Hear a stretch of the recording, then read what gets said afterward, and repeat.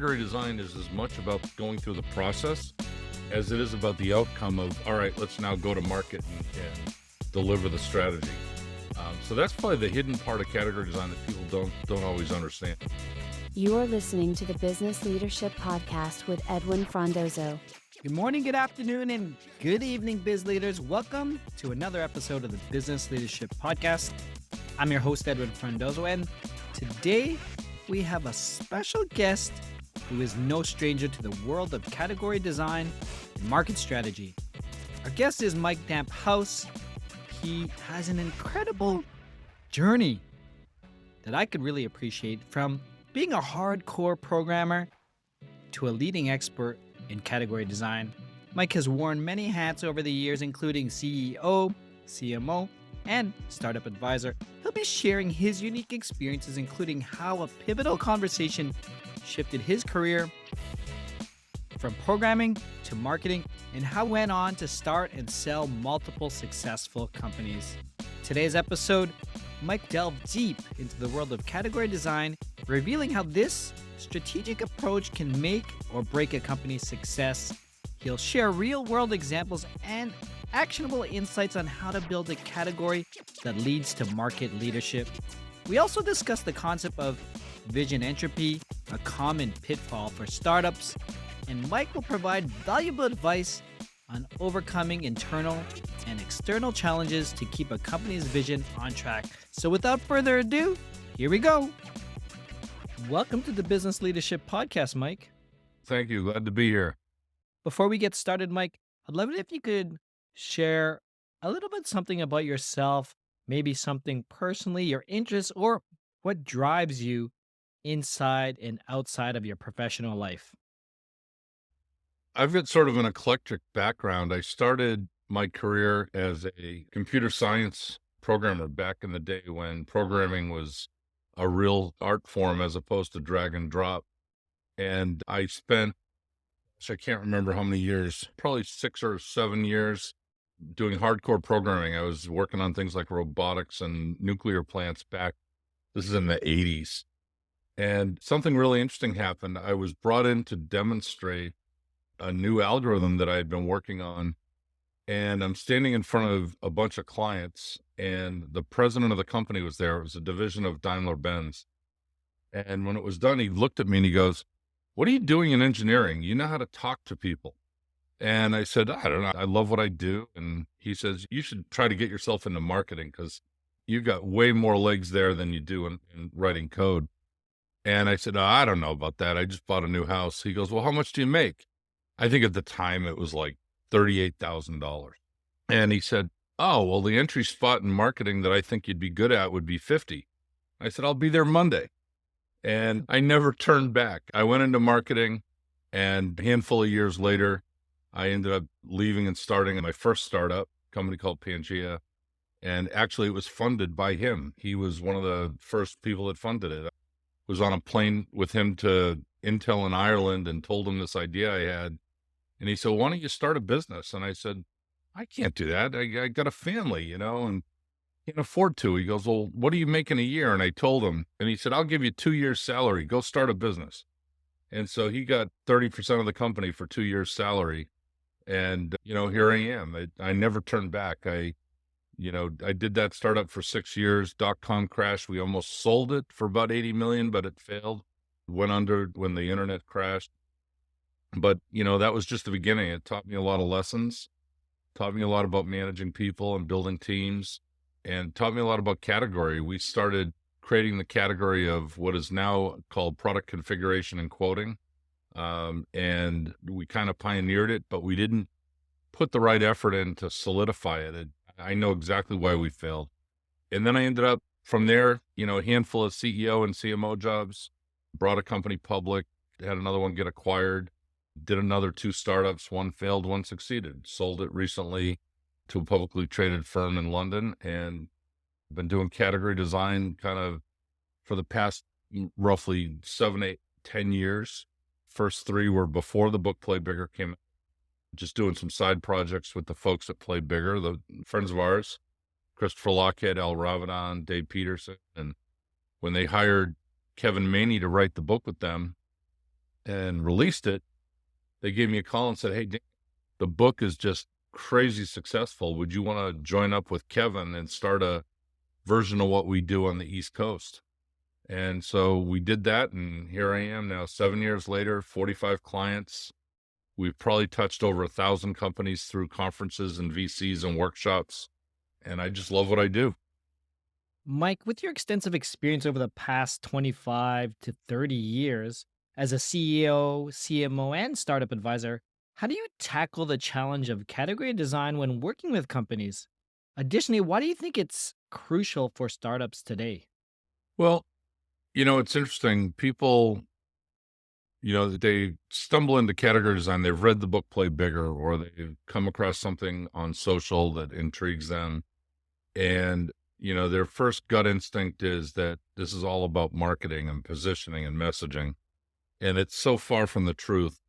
Um, what this is really all about is having a mission within a company to purposefully design and build the category that you believe you own. And that is so much more than marketing, positioning, and messaging. It starts from the CEO level down. We're about to kick off a project right now with a company. They're a big company. They're publicly traded, market caps around 40 billion. And most of our clients are startups. So this is kind of an interesting one. Um, they have two sides of the business, and one side is drowned out by the other side. The big side of their business, what they're known for, is not letting their new emerging category emerge. So the CEO came to us and basically said, "Hey, my team is confused. They are running two sides of a coin, and we need to get them all aligned." And it's that alignment that category design can really bring to a team that's so powerful. It's a process. It's a good month-long process of real heavy lifting and then a lot of execution. But during the heavy lifting process, you've got your whole executive leadership team, in their case, 14 people in a room with us, beating things up to the point of, we have literally seen in-your-face arguments, two people in a corner of the room just going at it, two founders. And what it does is it forces you to answer some really big decisions. The fact of answering the big decisions and doing it the way we propose doing it, which is everyone in the room is equal. We don't care who you are, founder, CEO, or the new CMO that just got hired. Doesn't matter who you are, your opinion's equal. And through the course of debate and consensus building, all of a sudden you've got a strategy that everybody just congealed to. And it's like boot camp for the military. When you get through the process, you've got a team, and your team members, you don't leave anyone behind. The mission is the mission, and you stick to it. Category design is as much about going through the process as it is about the outcome of, all right, let's now go to market and deliver the strategy. So that's probably the hidden part of category design that people don't always understand. What I'm hearing is that whether it's a large enterprise or a small startup, the success of this initiative largely depends on buy in from the top, starting with the founder and extending across to all key stakeholders. Oh, no doubt. We talk to, on our website, we have this, our only call to action on our website is book office hours, where people can book time with us and just talk to us. And when we first did it, we were like, oh man, we're going to get swamped with all these like one person founders that want to just chit chat for a half hour. And it's worked out really well. But what happens is I'll get an inquiry for an office hours, and it very often comes from marketing, a CMO or somebody, head of product. And I'll take the office hours call, and they'll be very interested in working with us. And I'll say, well, what about your CEO? Has she read Play Bigger? Is she behind this category design initiative? And if the answer is, well, I'll have to get them to read the book, I'm done at that point. I basically say, okay, that's great. Why don't you get the book in their hands, and when they're done and they've read, then get a call set up with me and the CEO. And then we'll move forward. We do not do projects that are led by marketing. We'll do projects that are initially introduced by marketing, but the CEO literally has to own the project. As a third party advisor and consulting group, I imagine that ensuring alignment and commitment from potential clients is crucial for you. I mean, it must serve as a filter to determine which opportunities or clients you truly want to engage with, right? It's not just that, it's differentiation. One of the biggest mistakes that we made early on, we called ourselves category design agency. And when you think of the word agency instead of category design advisors, what do you think of? A bunch of marketing consultants that generate hourly invoices that eventually you get sick of talking to. And it was about 3 months in, we said to ourselves, we're not an agency. We want to be in the room. We want to tell people when they're wrong. We want to, direct them. We want to be there with them as they grow. We take equity for compensation, not just cash. Agencies don't do that. So we threw the word agency away and changed it to category design advisors. And it made all the difference in the world because perception of who we are is we're not consultants that come and go and send invoices. We're part of the team, right? When we engage with a company like we are starting next week, we're getting a chunk of equity in that business. So we never generate another invoice. We do have some cash compensation, of course, but in 2 years when they need us again, we just hop on a plane and we're there. We're part of the team. And that's what makes us so committed to our clients. And, a little side story, which we're probably not going to be on video for final production, but this is kind of cute and I'll show you. When our clients that have equity go through an exit, whether they get acquired or go public or private equity comes in and does a buyout, I tattoo their logo marks to my arm. That's Sprinkler's IPO, whatever it might be. We celebrate the outcomes with them. Our run rate is about the same as a VC firm. We've got a 10% return rate of exit after 7 years.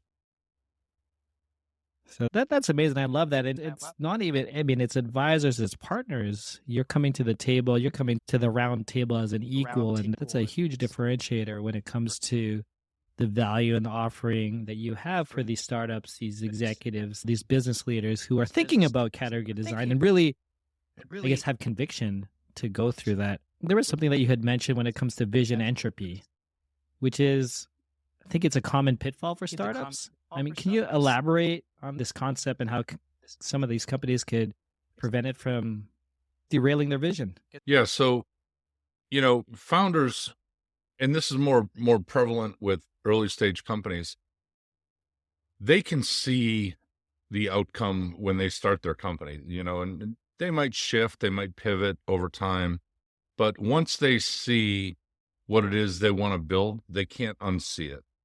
And, it's one of those things where I call it the universal truth. A universal truth is something that can't be debated. So Edwin, if you're sitting with me right now in Florida and I looked over and I said, it's a blue sky and I'm sure it's nice outside, you're not going to debate that. It is a blue sky. That's the universal truth. When I see the universal truth of my category as a founder, you can't debate it. I will share it with you and you will go, oh my God, I see that category. I want to go build it. Vision entropy is when there's almost a sickness that gets in the way of building your vision. It could be a number of different things. It could be you're too focused internally. It could be there's some technological innovations that still need to happen. It could be there's a context shift that hasn't occurred yet in the market. And that entropy that gets in the way of you accomplishing your vision is the most common reason startups start to stumble. And if you can diagnose why the vision entropy exists and take action on it, or if you can design a path that avoids vision entropy, and that's what category design is about, is designing a path that purposefully is going to deliver success, then you're going to be able to deliver that vision. It's the vision that is usually what's driving a startup team. It's not, hey, we all want to make a shit ton of money. Of course you do. Everybody wants to make money. But what you also want to do is be the one that delivers this thing that solves a problem that people have. Right? The founders of Uber didn't create Uber just because they wanted to make a lot of money.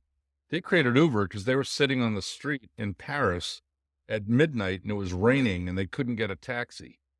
That's the story of Uber. They solved a problem that they knew people needed solved.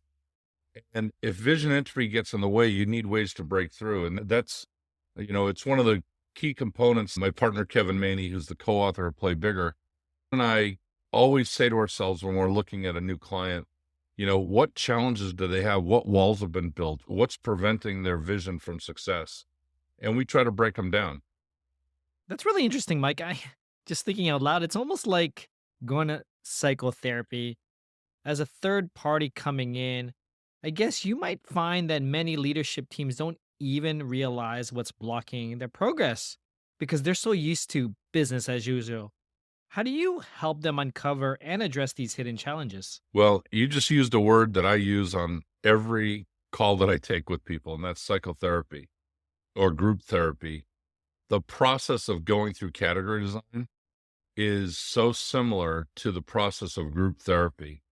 You put everyone in a room that's been working on the same project for, months or years, and they all think they're in sync, right? But we Hmm. do this survey before we start a project. It's, 3 pages, ask some very basic questions. Now it's all done on Google Forms, and Chat GPT actually massages the results for us. But one of the simple questions is, what problem do you solve for people? And you'll end up, if you've got 10 people in the room, you'll probably get 6 answers that are similar and then 4 completely different ones. And it's amazing. Here are people that are living together every day.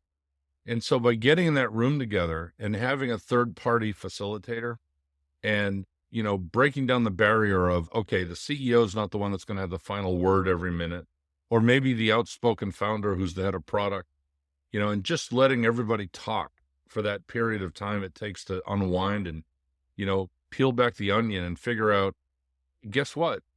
We are solving another problem that's even more impactful to the world than the one we started out as. Category design can change the direction of companies in a big way. We've seen it happen. One of the experiences we had that was really profound was working with a company. They're a multi-billion-dollar division of a trillion-dollar, one of those $5 trillion companies, Hmm. about as big as it gets. And one of our most challenging projects because there are so many people in the room and, so many opinions. But what was interesting is they were held back by what I would call lack of courage. They were successful. They were already a multi-billion-dollar division. And yet the direction that their category was taking them needed for them to make a big decision to be bold.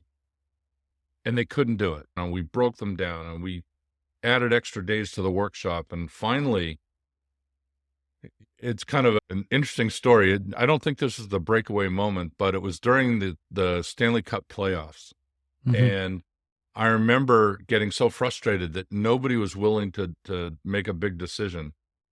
And I said to everyone in the room, I said, guys, do you want everyone in this room to get a participation trophy?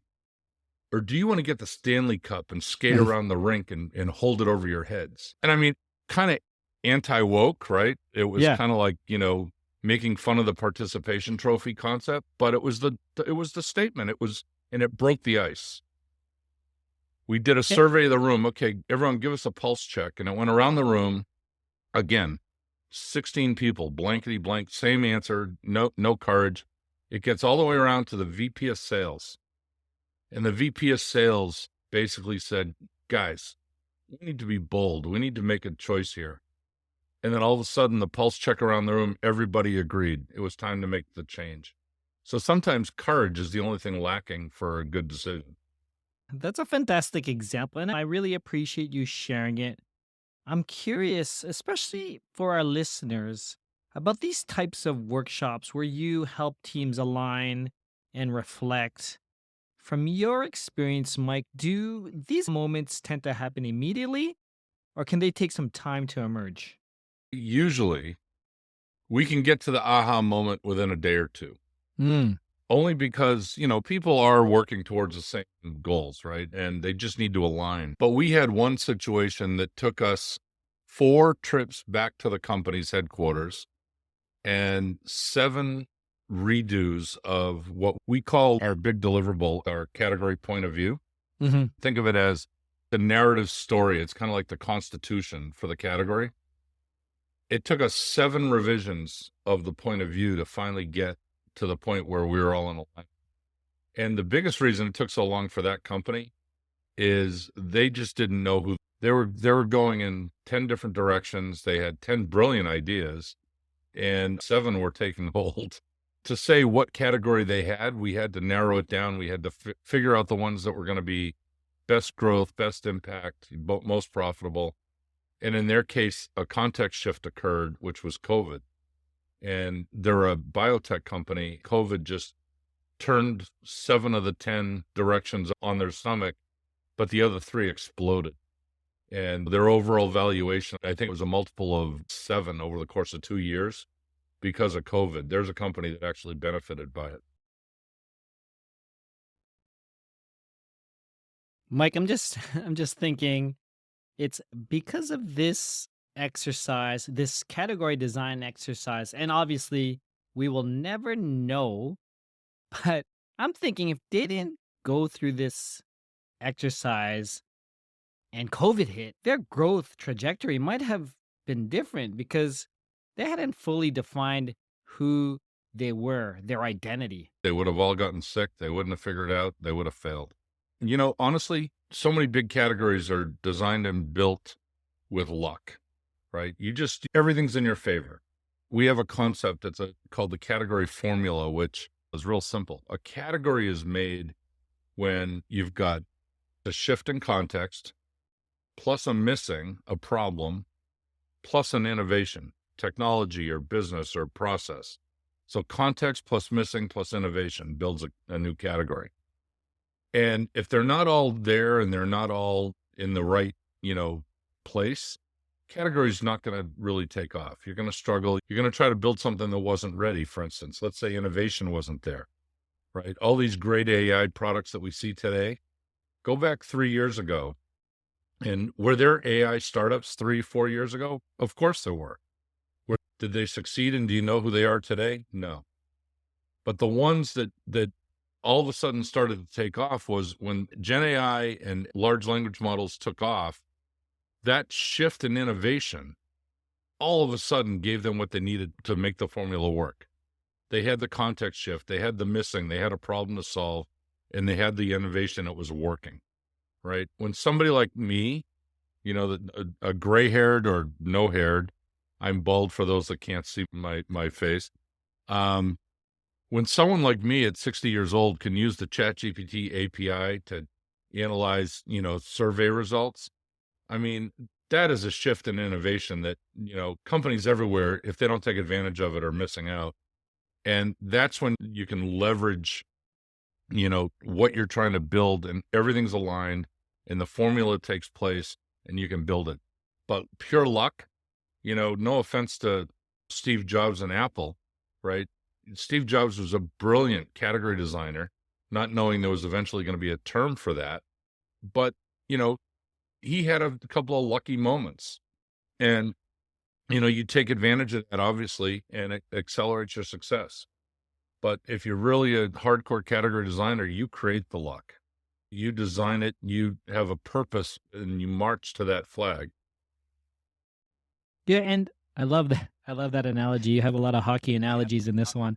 It's great for those who are in Canada listening to this. And I know, Mike, you mentioned a number of things. We'll definitely put all the links and resources in the show notes for those who are listening, because there's a lot of gold in here. I wanted to explore the idea of creating your own luck that you touched upon earlier. In the realm of category design, it seems that if both your internal stakeholders and your customers recognize and believe in the category you're defining, whether it's globally recognized or not, you're already winning. Your customers get what you're about.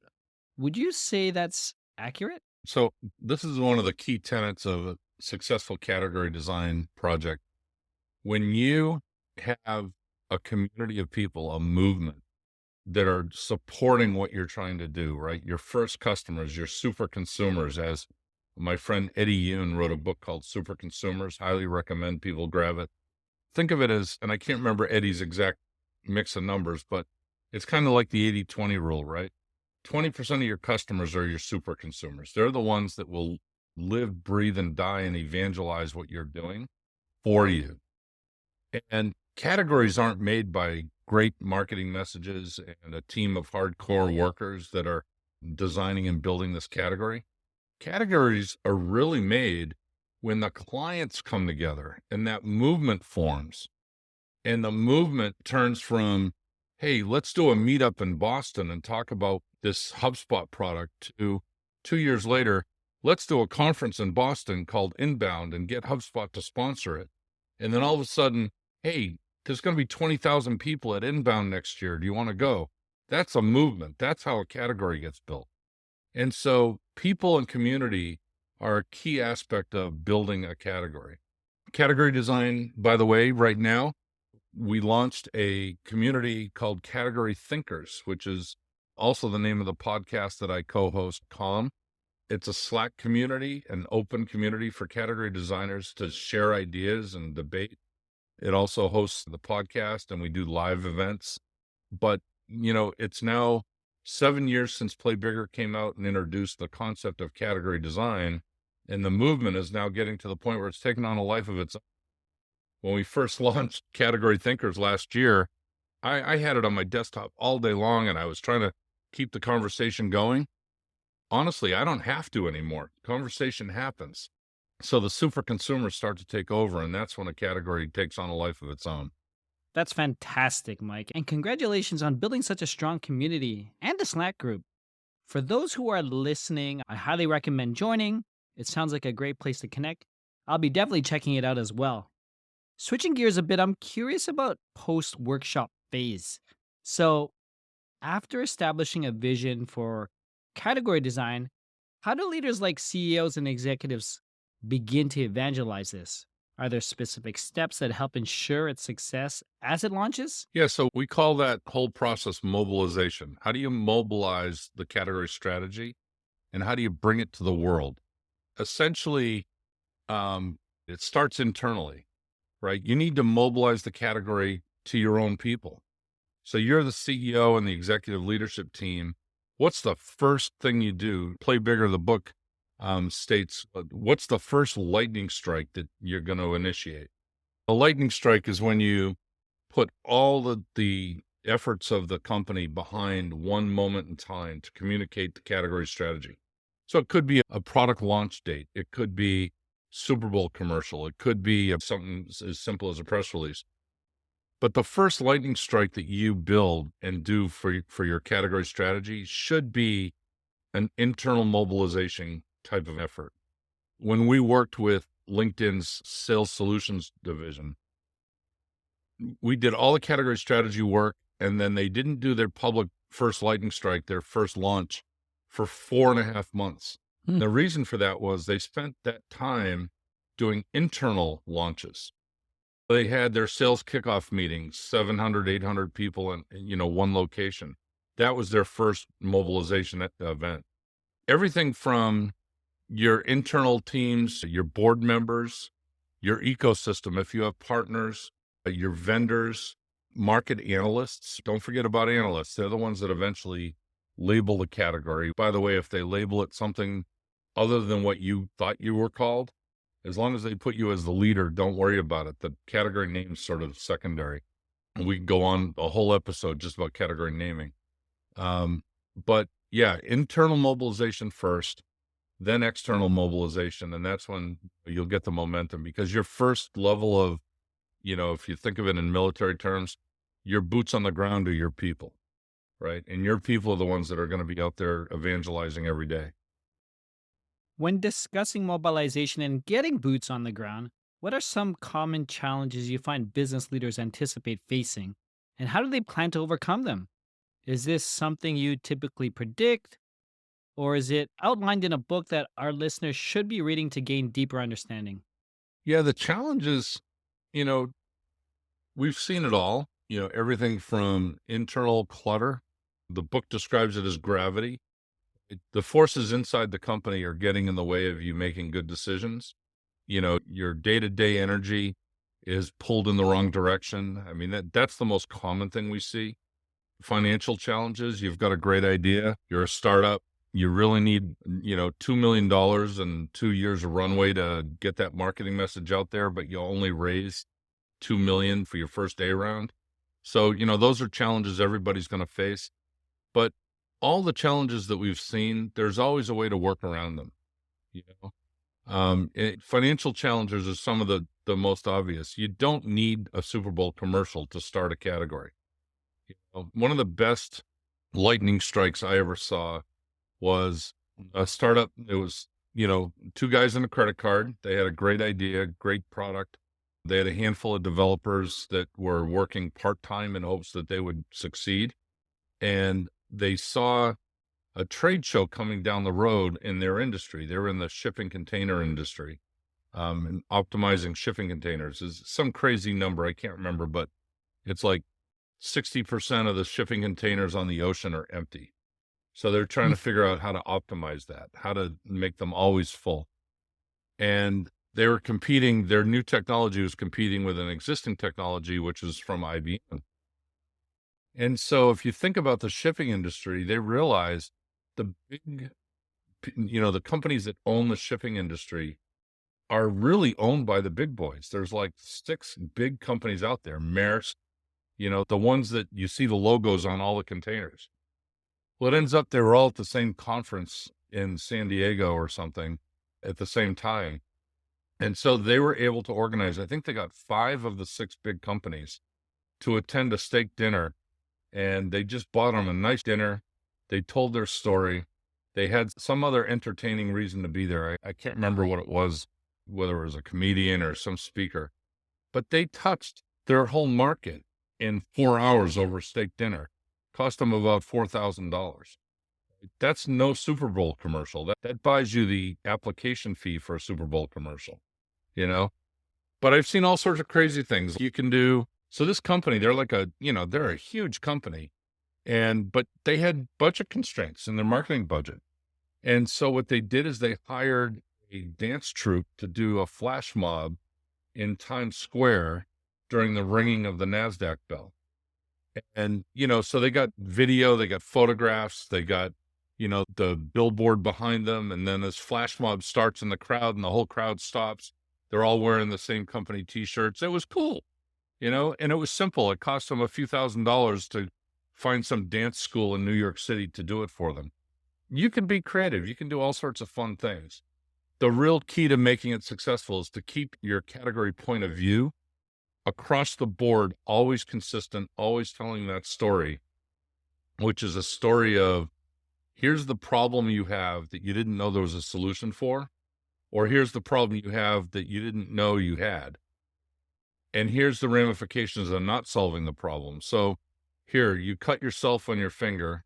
Ramifications are, if you don't take care of it, you're going to bleed out. Well, guess what? Here's the new category. It's called an adhesive bandage that goes around your cut, right? And it's called the Band-Aid. And that flow of story is what causes people to emotionally embrace a category, and they build, and the book gets into this. Categories are actually how the mind works. And so cognitive biases and how the mind stores things. You solved my problem first. Next time I have a boo-boo and I'm bleeding, I need to find the brand that told me about it, and that's Band-Aid. And I go for the Band-Aid product. And that's how category design works, is you want to build that emotional link in your mind to the solution, which is the category. And then, oh, by the way, the solution is labeled with the brand. So brand is always last. It's the last thing you care about. Mike, this has been a fantastic conversation, like really full of insights. Before we wrap up, could you share some advice for the business leaders, executives, or entrepreneurs who are considering category design, but maybe feeling a little overwhelmed? what would you leave them with today? The first thing is, if you have just heard about it and you're curious about it, get yourself a copy of Play Bigger. It's 280 pages, I think. It's very quick read. And then the most important thing is use it as your day-to-day sort of framework for how you think within the business. Don't always think about your brand and don't think about your product features and benefits. People don't think that way, right? Features and benefits are for check boxes. The brand is for you to make you feel better. People think in problems. They think in categories, right? I have this problem. I need to solve it. That's what you want to think about. So when you're building your company, whether it's, a small company with a local focus, and you can, believe me, you can have a category that just serves a city, or if you're a startup that has the $1 billion mark in your vision, always stay focused on the problem that the customer has. And if you understand the problem, then you're going to deliver the right solution, which is going to be something that they're going to embrace and they're going to keep wanting to come back for more.